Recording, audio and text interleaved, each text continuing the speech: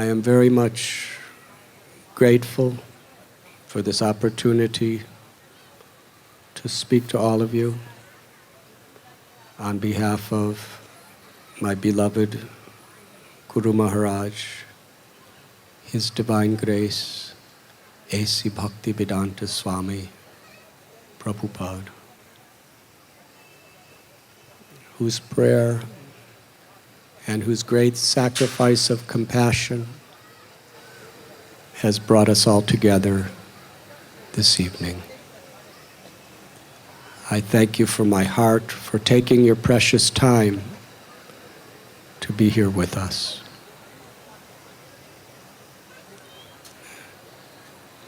Srila Prabhupada explained that this ratha-yatra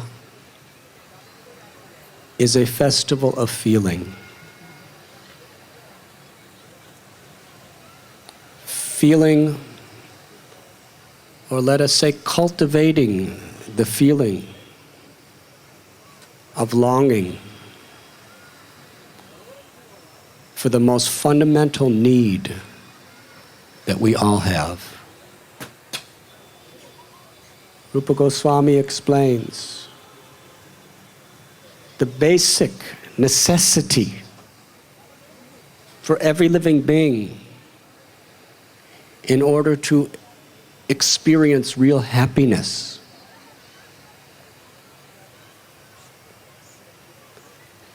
is to love and to be loved. Without having that reciprocation of love in our lives, no matter what else we do or what we achieve, there can be no true satisfaction of the heart. We are all seeking pleasure. Why? Because we have forgotten the dormant love that is within our hearts. In order to understand how to be satisfied with real love, first we must know what is the origin of that permanent, unrelenting necessity within us.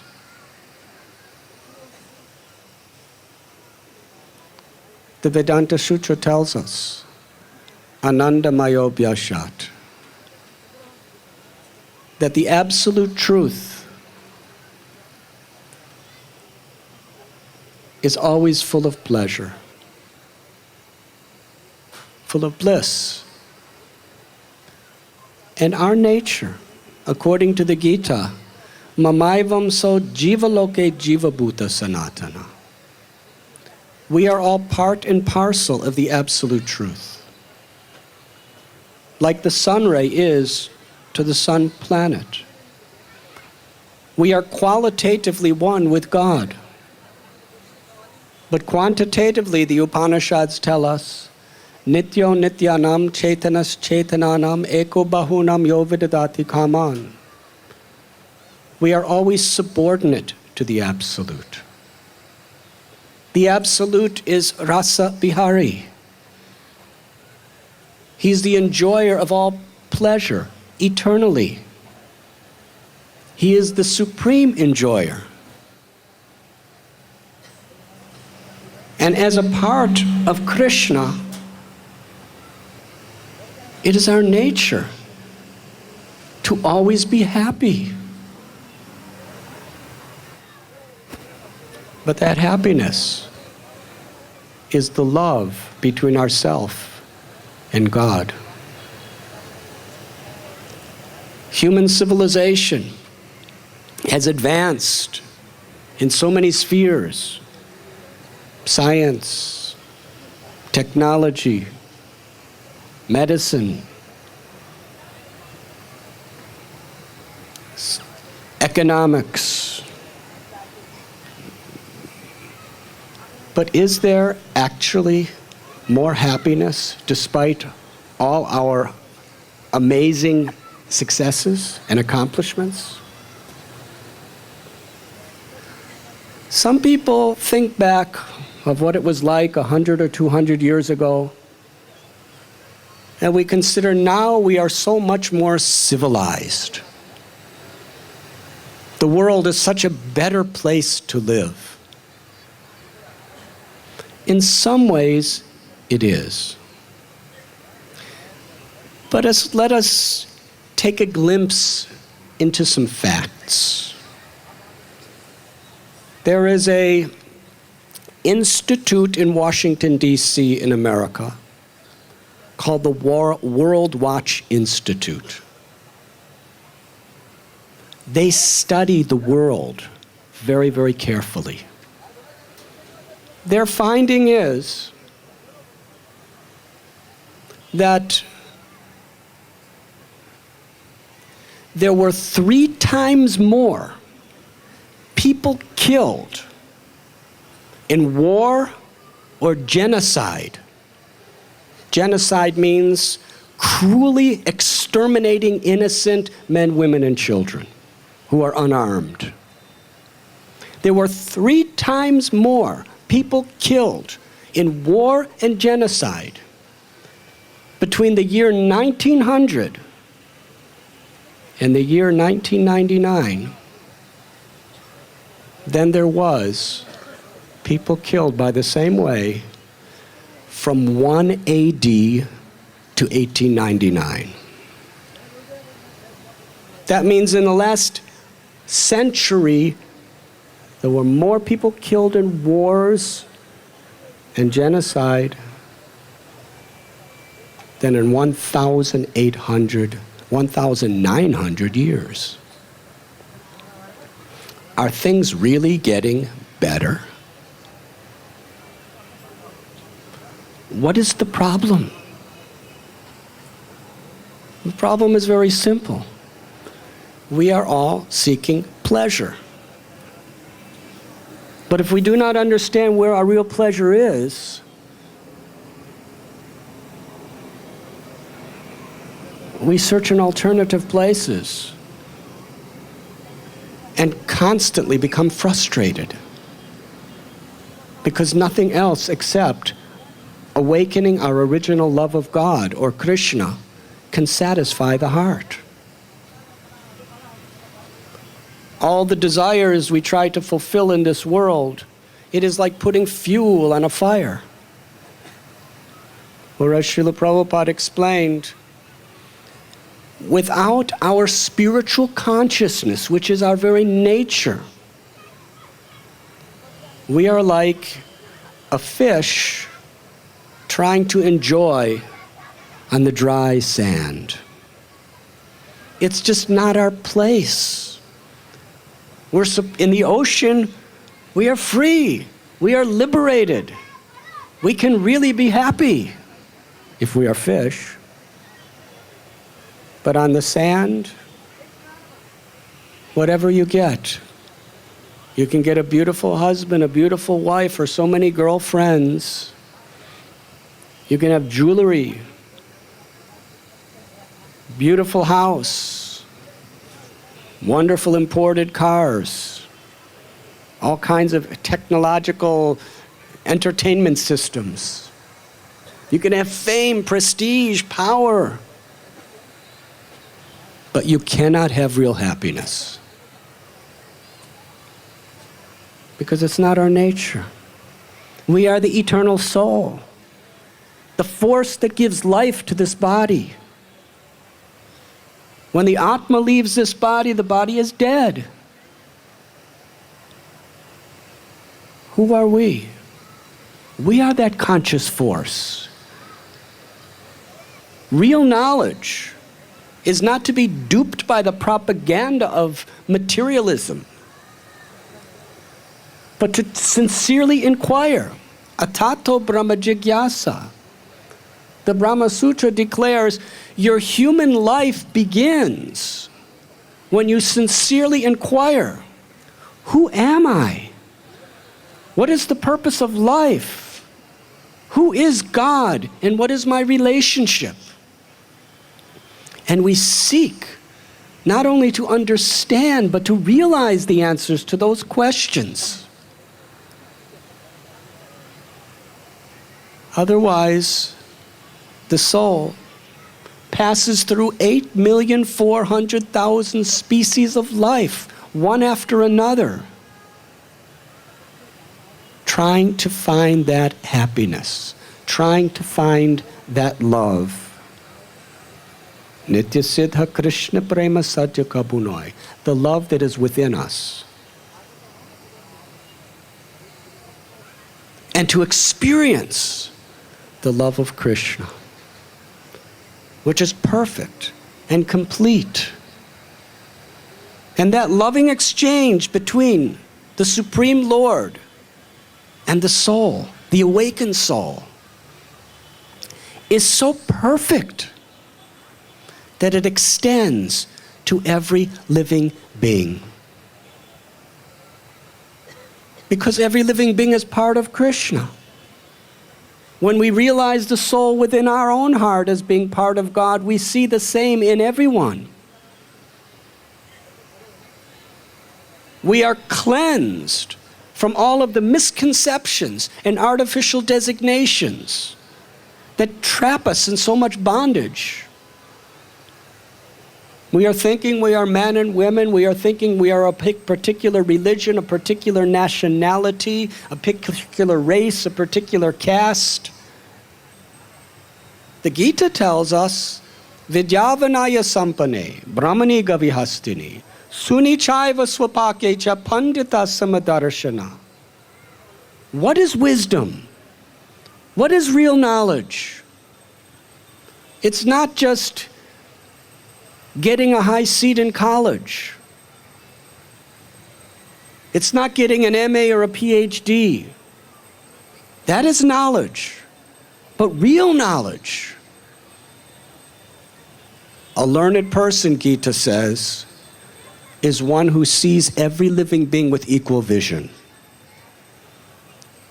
A person who doesn't just see the artificial, superficial covering of the body, which is ever changing and will soon be vanquished.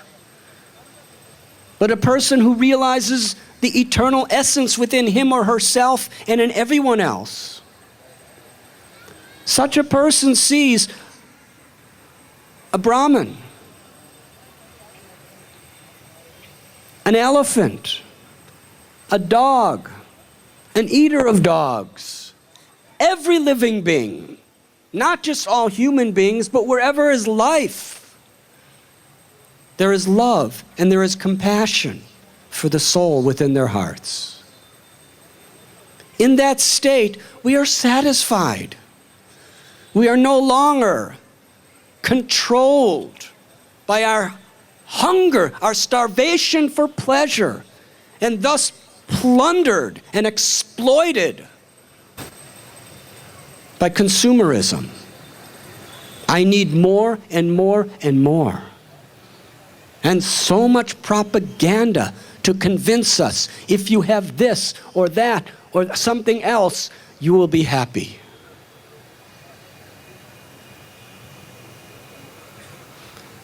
The environment is in a critical condition in today's world. Even the greatest scientists who have the dignity to open their hearts to see the reality of this planet are bewildered. What are we going to do? The greenhouse effect, the solar ice caps are melting. There's all kinds of horrible, dangerous climatic changes taking place. The future is so dim and gloomy unless we do something now.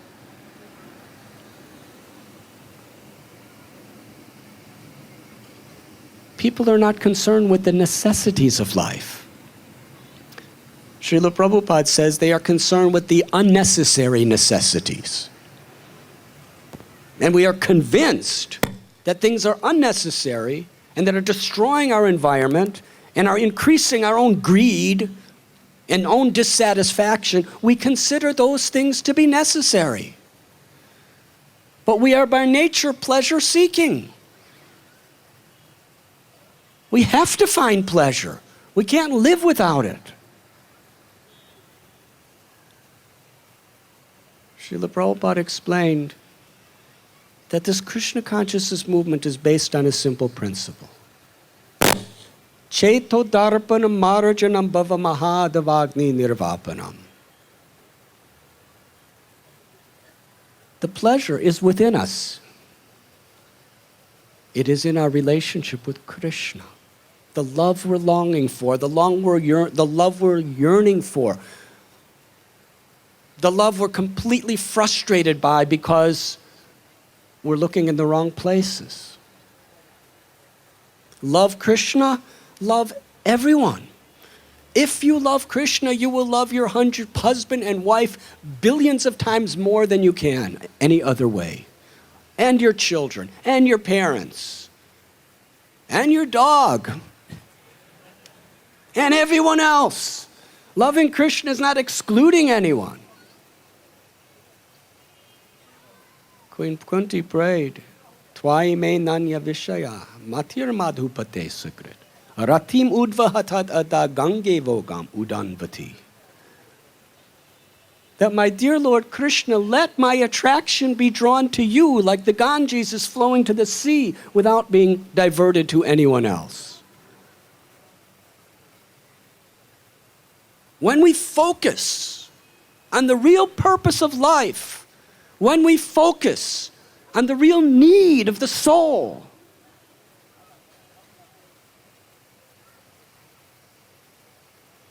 that love, when it reposes at the lotus feet of the Lord, extends unconditionally toward every living being for all of eternity. That is what we are all looking for.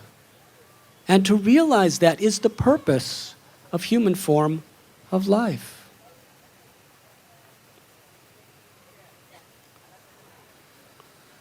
And it is so easily available. It's just a matter of purifying our consciousness. Srila Prabhupada explained it in very simple words. He said, when a drop of water falls from the sky, it's pure. But when it comes in contact with the earth, it becomes mud. Loses its transparency. All you see is the mud. The mud is not water. The mud is just mixed with the water and pollutes the water. All that is required is filtering that water to bring the water back to its original natural state. Similarly, our consciousness is by nature pure. Why? Because our consciousness is the symptom emerging from the pure soul. The soul is always pure, but it is covered. Our mind is like a mirror. When you look in a mirror, you expect to see yourself.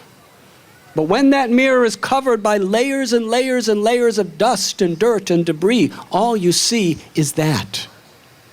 And you think, this is me. And this is how I will enjoy. It's superficial, artificial, and the source of all problems. Cheto darpana marajanam. The purpose of human life and the basis of this Krishna consciousness movement is to clean the mirror of the mind. And what is the most powerful and effective of all ways of cleaning the mirror of the mind? According to all the great scriptures and the Lord Himself, Kaler dosanide rajan asti heka mahan guna kirtanareva krishnasya mukta sangha parambrajet. The way is the greatest of all benedictions that has been bestowed upon us. That we can attain that perfection of realizing and directly experienced the long-lost love for Krishna and all living beings that is within our own selves. And the process is simply chanting the holy names of the Lord.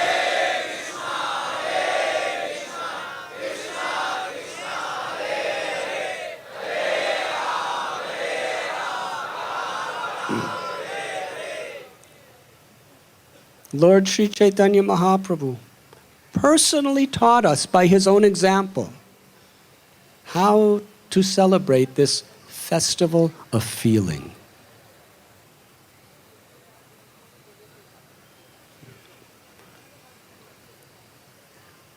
When Krishna was living in Dwarka, there was a solar eclipse. And he and the prominent Dwarkavasis all decided to go to Kurukshetra to take their bath in Brahmasarovar. And after many, many years of separation, Krishna invited the residents of Vrindavan to come there. When they met, the most beloved of all the gopis, Srimati Radharani, who is the very pleasure potency of the Lord, the very personification and embodiment of all love for God. She saw Krishna dressed as a royal prince, and she prayed, I am the same Radharani and you are the same Krishna. But I do not like seeing you in this role of a great king, surrounded by elephants and soldiers, wearing all sorts of royal attire. I know what makes you happy, my Lord. I want to bring you back to the forest of Vrindavan,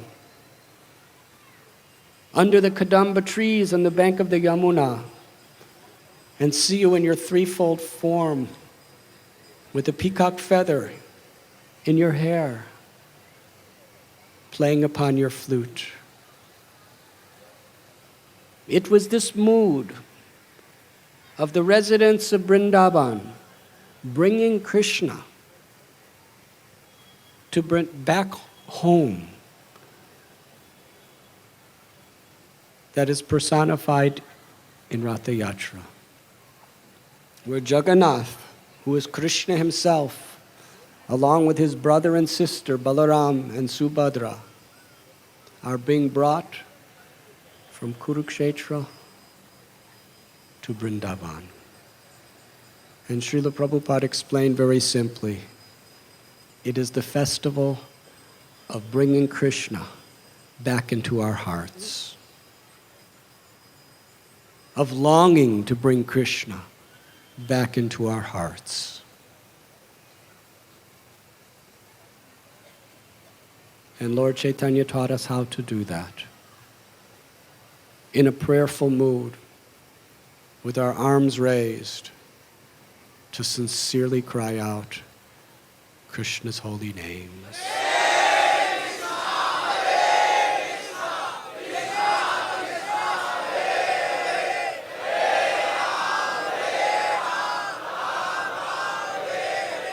So we invite everyone, please, if you are philosophically inclined, there are beautiful books explaining how we can practically, in our daily lives, whether we are business people or housewives or students or doctors or lawyers or farmers, or politicians, or monks. Grihe tako, vane tako, sada hari bole tako. In whatever particular position we're in life, we don't have to give it up. We only have to pursue our goal by learning the art of living in such a way that everything we do is an expression of our love for God. That is our nature. Bhakti is so simple. Even a child can perfect their lives.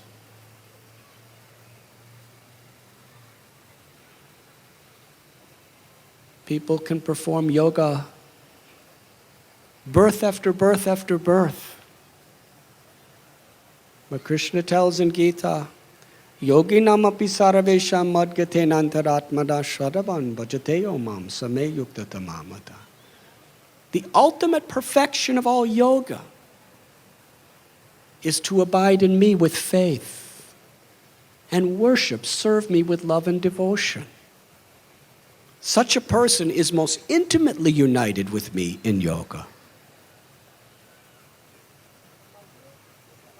And anyone can do it. All we require is the desire and proper guidance and association. We don't have to change our field of life. We simply have to change our hearts. So please take this very seriously. The world is seriously in a mess, worse than ever before in history. There has always been enemy nations, but never before with the nuclear bombs they have now. The planet has never been so polluted that the whole ecosystem is collapsing. The kinds of diseases, mental illness, depression, the world has never seen. There's a need. And each and every one of us, by accessing the power, the love, and the compassion of Krishna, or God, from within our own hearts, can make a very, very substantial difference. So please, chant Hare Krishna, be happy, and bring about real happiness in this world. Thank you very much.